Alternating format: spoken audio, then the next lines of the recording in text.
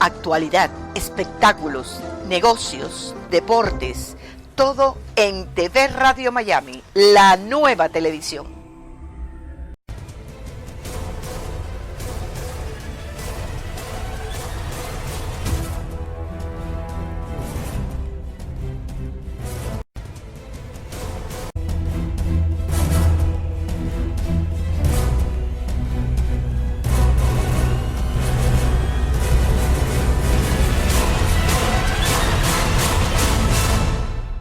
Hola, ¿cómo le va? Qué gusto. Aquí estamos haciendo Portal Miami, programa que emitimos por TV Radio Miami, en asociación estratégica con Radio Miami Internacional y todas las emisoras que generosamente toman nuestra transmisión. Vamos a entrar en un tema realmente difícil en la Argentina de hoy. Una Argentina que recuerdo mis mejores tiempos en mi país, donde se podía hasta llegar a dormir dejando la puerta de calle abierta. Como algunos parroquianos dicen en los pueblitos, ¿no? Yo dejo la bicicleta allí en la puerta de mi casa y nadie la toca. Y así sucesivamente podemos ejemplificar con miles de casos. Una situación que, por supuesto, se agrava por las características de lo que está sucediendo en el orden económico, en el orden de distintos aspectos sociales de la Argentina. Vamos a conversar un poco de este tema y también un poco sobre la actualidad de la Argentina en el tema de los derechos humanos con Fabián Kuzman. Él es el editor de prisioneroenargentina.com, un hombre que se está ocupando de lleno en el tema que golpeó muy fuerte de los presos políticos en Argentina, del cual él lo vivió en carne propia porque le tocó a su propio padre, ¿no? Así que voy a saludar a Fabián Kuzman. Él se encuentra en Orlando, aquí en la Florida, en los Estados Unidos, y darle la bienvenida. ¿Cómo estás, Fabián? Gusto saludarte. Buenos días, Agustín. Muchas gracias por recibirme nuevamente en tu programa. Es un gusto. Bueno, yo hablaba un tema que a lo mejor te viene afín, ¿no? Pero me imagino que estamos los dos, vos y yo, fuera de la Argentina, pero lo vivimos intensamente como si estuviéramos en nuestro territorio y sufrimos todo lo que está pasando en la Argentina, que no es una excepción en el mundo, pero está pasando en la Argentina, en el lugar que más de repente nos golpea. ¿Cómo lo estás viviendo, Fabián? Bueno, como vos bien decías, nosotros somos un poco testigos de distancia con respecto al tema de inseguridad. Uh-huh. Lo vivimos también en Orlando, lo vivimos en la Florida. Claro. Vos recordás no hace mucho el tema en la discoteca Pulse, claro, en Orlando, con más de 50 muertos, o lo que sucedió en Fort Myers pocos días atrás. Sí, señor. Y lo que sucede aquí en Miami, para no dejarlo de mencionar, ¿no? Aquí estamos viviendo un Miami desconocido hace 10 años atrás, un Miami donde uno venía y era absoluta la diferencia, por ejemplo, con nuestros países. Hoy día es uno más que está sufriendo esta especie de cáncer que vive el mundo, ¿no? Sin duda, Miami se ha transformado, la ciudad de Miami, como vos bien le decís, se ha transformado, parece el lejano oeste. Así es. La serie de tiroteos que ha habido últimamente, no solo por el tema que podremos hablar de terrorismo internacional, no solo por el tema racial, sino, como vos decías también, hay un tema económico, o que la gente busca por el tema por el lado de la delincuencia solventar su vida. Así es. Pero bueno, en la Argentina el presidente Macri anunció que van a luchar contra ese peligro colectivo, que van a invertir dinero, y uno de los aspectos fundamentales es la influencia de la droga en el mundo, ¿no? Sin duda. Bueno, el tema de la Argentina es complicado hasta cierto punto. Yo lo que veo es mucha inexperiencia en el tema de seguridad.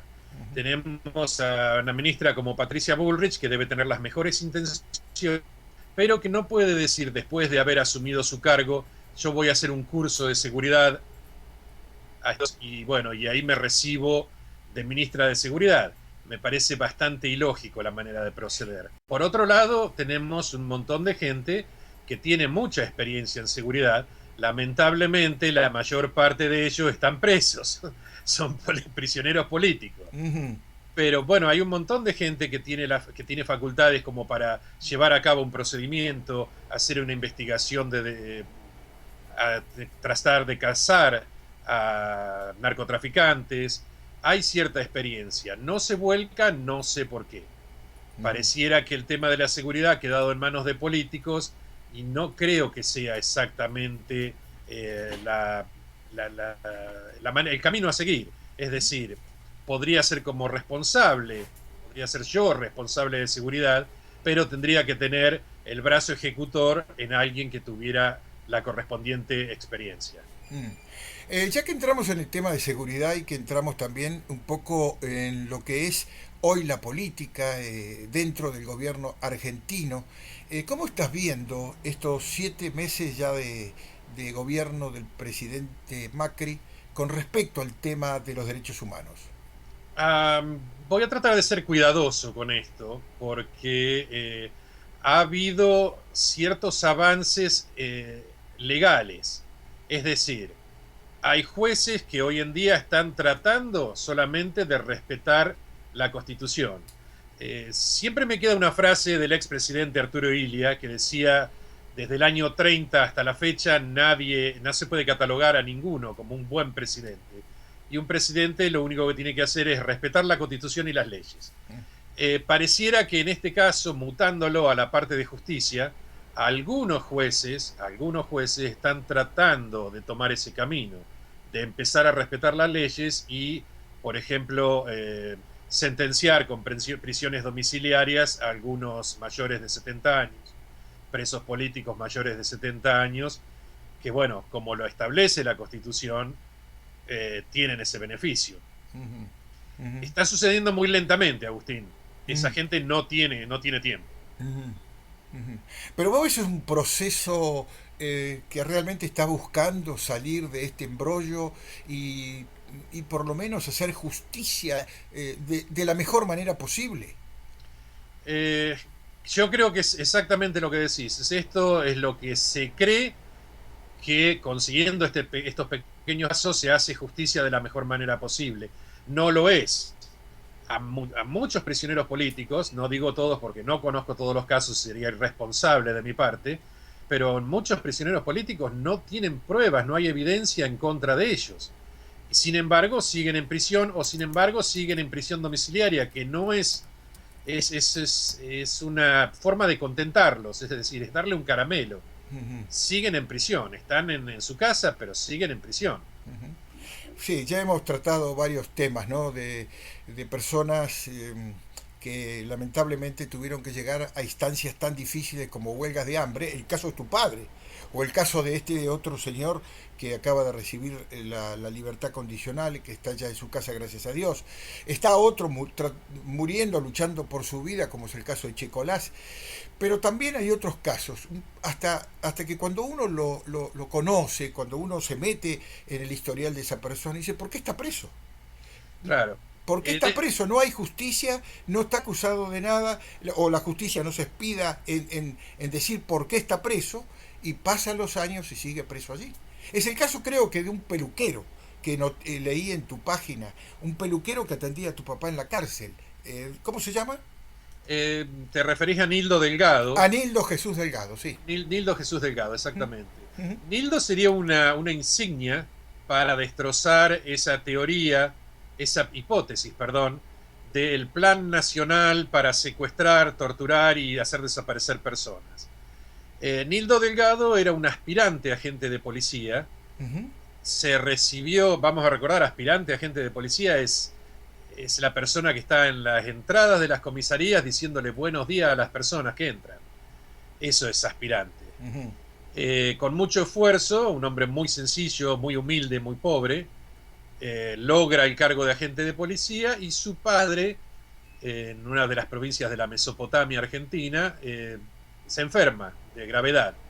Él pide licencia, no se la dan, y por esa causa renuncia a la policía, pide la baja. 30 y pico de años más tarde se entera de que, bueno, está involucrado, imputado en casos de lesa humanidad, en el Plan Nacional para secuestrar, torturar y hacer desaparecer personas, que al parecer él recibió el memo siendo un aspirante agente de policía y no los grandes jefes del ejército como un Milani o un general Balsa no recibieron ese memo. Es bastante curioso. Interesante. Ahora, es evidente que esto es otro claro caso de un cargo así al voleo, y le tocó a quien le tocó a este señor, de cómo se manejaban las cosas en esos tiempos, ¿no? Donde ninguna de las figuras protagonistas de la historia política argentina están presos, sí los perejiles, como le podríamos llamar a este caso. Sin duda, también es parte de un sistema. Es decir, Claro, exactamente. yo no tengo ningún cargo en el gobierno argentino, así que no me van a poder despedir o pedir la renuncia como hicieron con el ministro de Cultura de la ciudad de Buenos Aires, Darío Lo Pérfido. Así que yo puedo decir libremente, 30.000 desaparecidos no hubo. Que una cifra importante como pueden ser 5, 6, 7.000, 8.000 me parece terrible uno. Pero ¿para qué mentir? No es necesario mentir. Entonces, ese vacío que la gente cree y atestigua que es un símbolo de 30.000 desaparecidos, es el vacío, es el gap, digamos, entre los desaparecidos reales, a los cuales se lo está mancillando, porque no se los respeta y le endilgan una cifra superior, y la cifra de 30.000 desaparecidos, entre los cuales están cayendo gente que no ha tenido nada que ver. Tienen que llenar esa parte de la historia con gente que está detenida en este momento, como el caso de Nildo Delgado.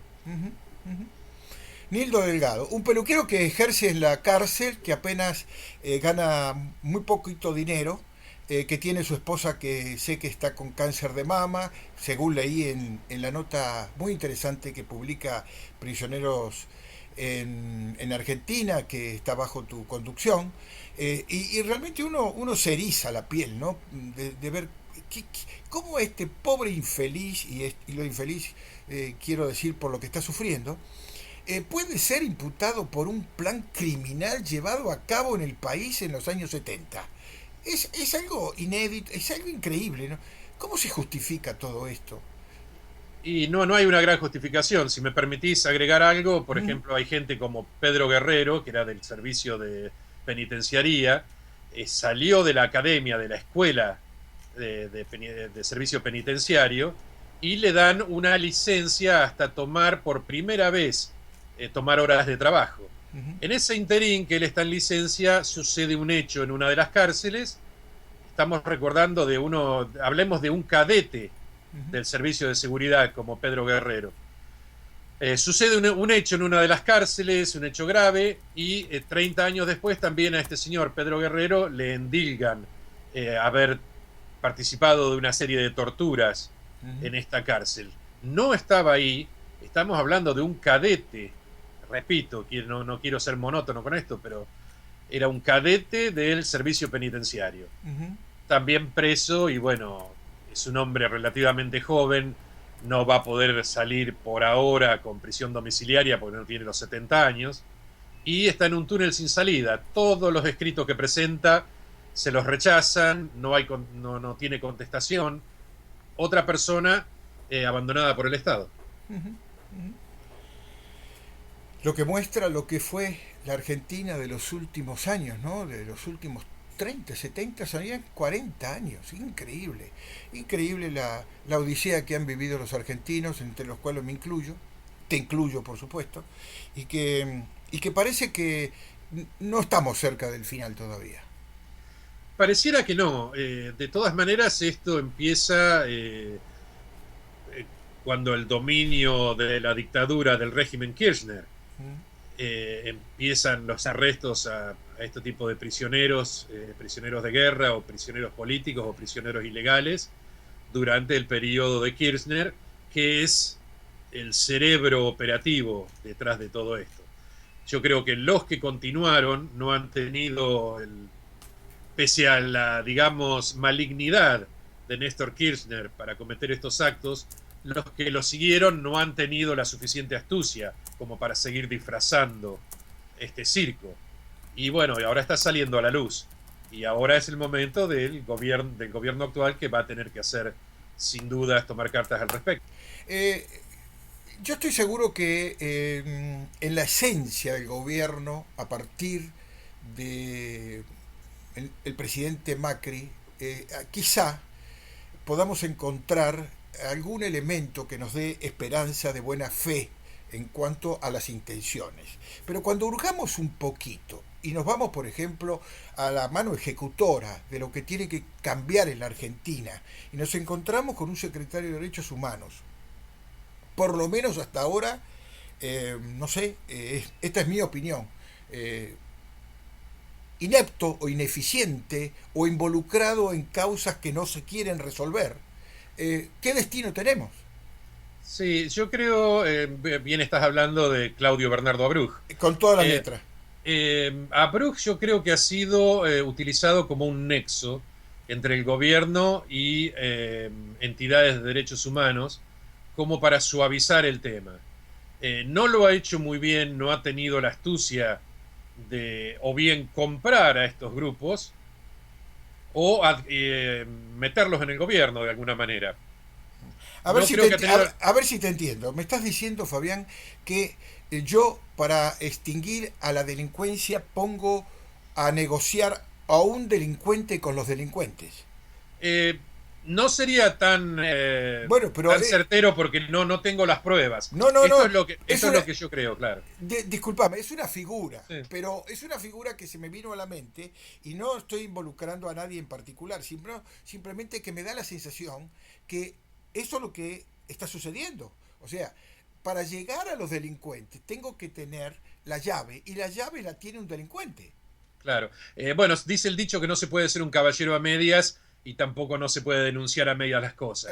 Para Exactamente. mí es un pésimo negociador que intentó con una pésima estrategia acercarse a grupos de derechos humanos para tener una mejor convivencia con el gobierno. Ujú. Es decir, mandó al lobo a negociar con los lobos y poniendo de carnada a las ovejas, que en este caso son los prisioneros políticos. ¿El Es, pasado de Abrug lo justifica lo que acabas de decir?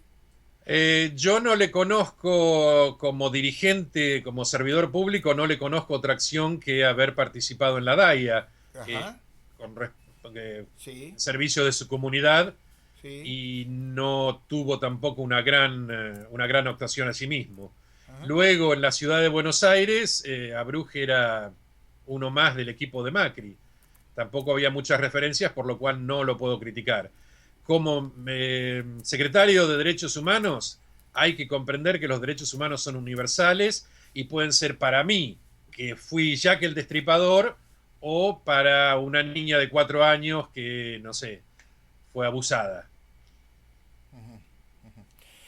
No sé, quizá de repente mi visión a lo lejos está un poco confundida, pero la imagen que me da a mí el señor Abrug es como que no es la persona más idónea para responder a las necesidades que tienen hoy los presos que se están muriendo en las cárceles, presos políticos que se están muriendo en las cárceles de Argentina.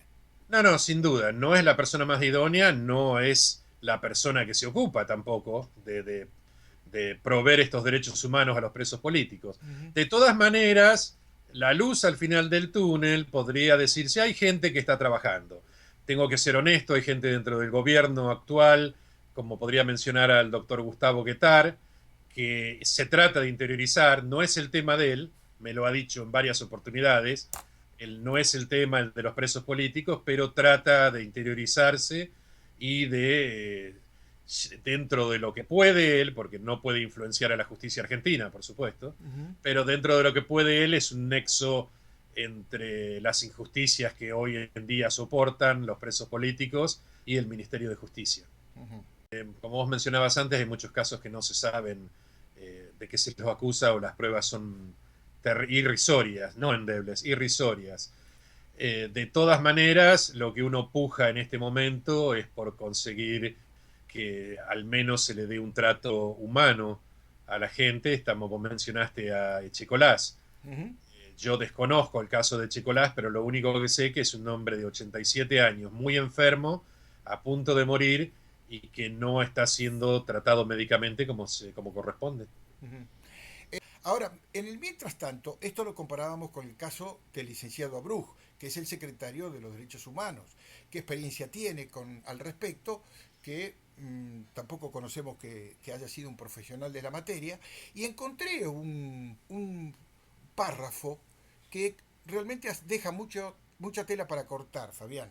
Y dice así, dice que aparentemente la pareja de la diputada Patricia Bullrich, este es un texto viejo, por eso habla de la diputada Patricia Bullrich, sería socio de un tal señor Spiegel, un especialista en temas de televisión y la producción de programas de televisión.